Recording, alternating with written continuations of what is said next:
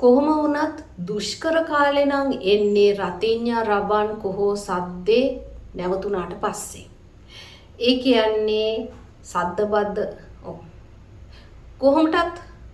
කොහොමටත් දුෂ්කර කාලේ නම් එන්නේ රතිඤ්ඤා රබන් කොහෝ සද්දේ නැවතුණාට පස්සේ.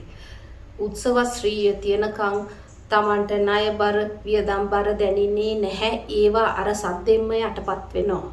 හැබැයි සද්ද අඩු වෙලා නිශ්ශබ්ද වෙනකොට තමයි Tamanට තේරෙන්නේ තමන්ගේ පර්ස් එකත් හිස්, තමන්ගේ බැංකු ගිණුමත් හිස් කියලා. වියදම් කරලත් නැහැ. හැබැයි ඉතින් වියදම් කරලත් නැහැ. හැබැයි ඉතිරි කරගත්ත සල්ලියකුත් නැහැ. වියදම් කරපු සල්ලි ඇත්තටම කොහාටද ගියේ? ඊතුරු මාසේ පඩිය එනකම් කොහොමද ජීවත් වෙන්නේ? ඔන්න ওই වගේ ප්‍රශ්න ගොඩාක් මතුවෙන්නේ ඒ වෙලාවට තමයි.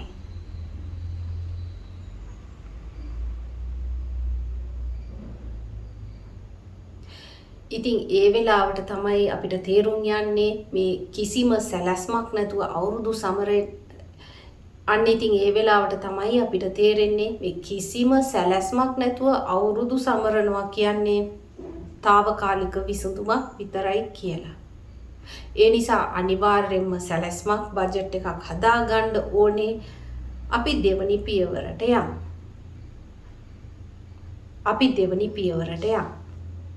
ඒ නිසා අනිවාර්යයෙන්ම බජට් එකක් අවුරුදු සැලැස්මක් හදාගන්න ඕනේ. අපි දෙවනි පියවරට යමු.